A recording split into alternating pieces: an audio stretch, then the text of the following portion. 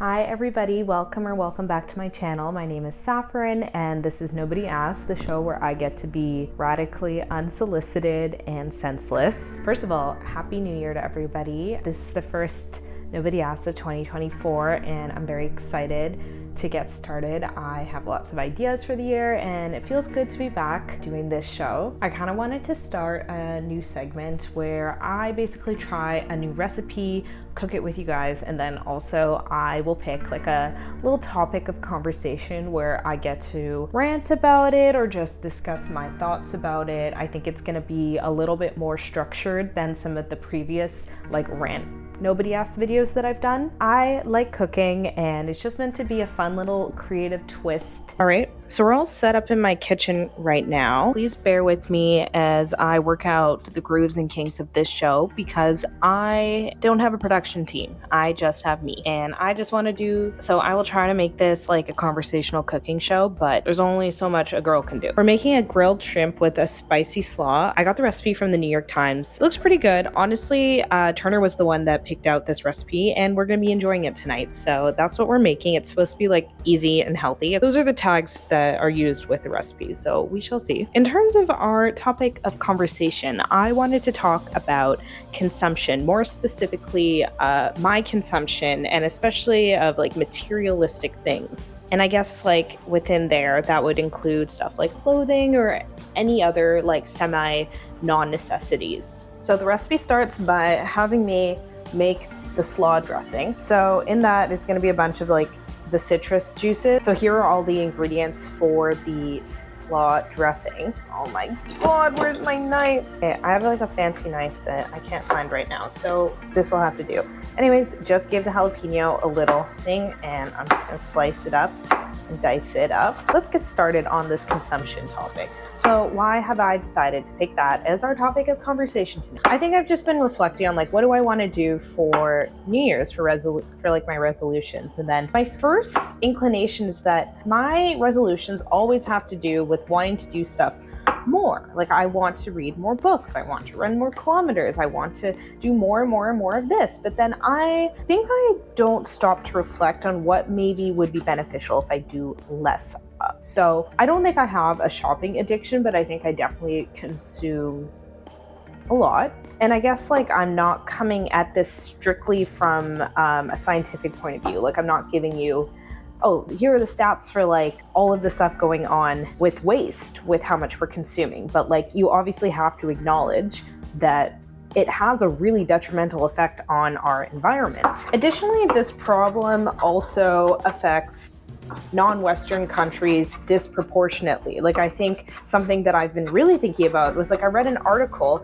about how so much of our waste ends up in these countries, maybe like in Africa. The one that I was specifically looking at was in Ghana, but I know it happens in like say Bangladesh and other countries where they're getting our garment waste and it's so like horrible that it's going in these landfills. It just makes me feel like gluttonous and gross that I am over consuming on clothes and all this stuff when it's like so negatively impacting other communities, especially ones that are not in Canada. So it's like I can't even see how badly like my consumerism is affecting other people. On top of that, it feels like only like truly 0.0001% of like people who own like large corporations and benefit from us in the West over consuming. Like that's not a lot of people that are benefiting from like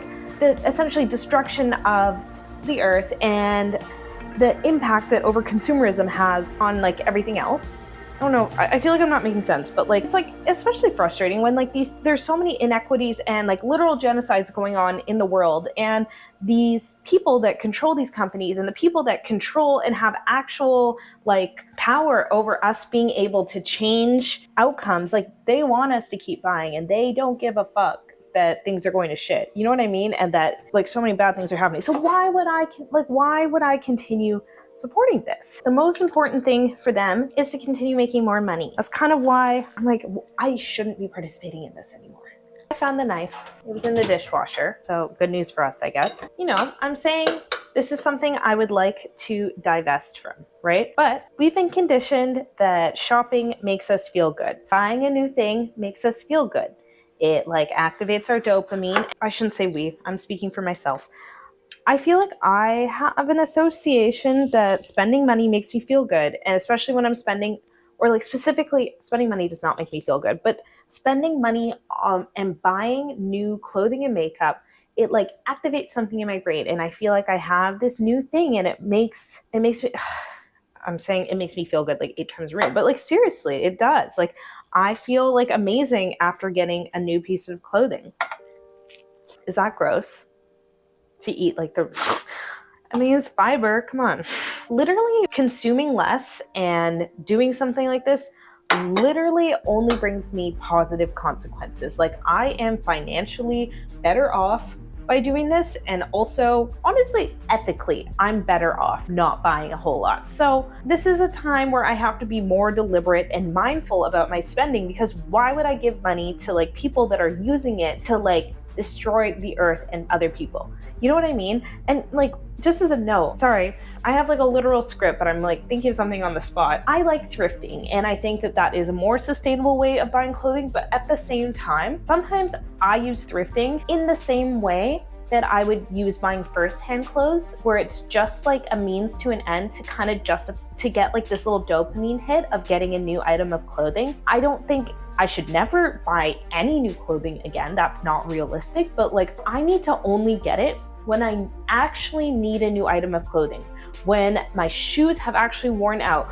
when a sweater of a certain function gets a hole in it and I no longer use it, you know, or if it gets a stain that I can't get rid of. Like that is when I should be buying new clothing, not when I feel sad and need to pick me up. I'm probably actually gonna eat all of these because the juice is gone, it's just fiber, but like I don't wanna cause more food waste. Anyways, we have our oranges and limes in here, and now I just have to put in 2 tablespoons of honey. I feel like whenever any recipe calls for honey, I instantly get annoyed because I'm like, this is such a difficult item or ingredient to deal with.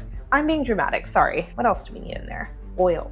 Oil, obviously, duh. Okay, the recipe calls for neutral oil, but I didn't have any, and I honestly don't like neutral oil, and I was like, why would I waste my money? So I'm just gonna add a little less than a 1/4 cup because I don't wanna waste our olive oil, but I feel like this will make it taste better anyway. Oh, salt, obviously salt. Why is the honey clumping up? 1/2 teaspoon of kosher salt. Okay, I'm just gonna mix this together and give it a quick taste after. Whisk is helping with the honey clumping, not that you cared. So like I said at the beginning of the video, this is just one of my goals for 2024. I wanna shop less, I wanna save my money and spend it on items that I feel better about. And if I do shop for clothing or makeup, I want it to be like sustainable. I just can't rely on buying a shiny new item to make myself feel good. I'm gonna transfer the dressing into a large bowl. It says to reserve 2 tablespoons of the dressing. I should have just done that when I transferred, but that's okay. For the shrimp marinade. And then it says we should be using 1 pound of shrimp. So I have my fancy food scale I got for winter solstice. Not that it matters, but that'll be fun. How much shrimp is actually a lot? Okay, this is like 0.75 of a pound, and I feel like that's gonna be enough because it's just me and Turner eating this, and like I'm okay having leftovers, but it's a lot. Okay, so we're gonna toss this in and we're gonna let it marinate, and then we'll make the slaw, I guess. Get this food scale out of the way. I kind of want to go rogue and add a little soy sauce. Obviously gonna make it taste better. And it's not coming for another like 1.5 hours, so it'll get some time and a good amount of time to marinate. I have to show you guys something cute. I got these bowls and they come with little lids too, so I can just pop it in my fridge.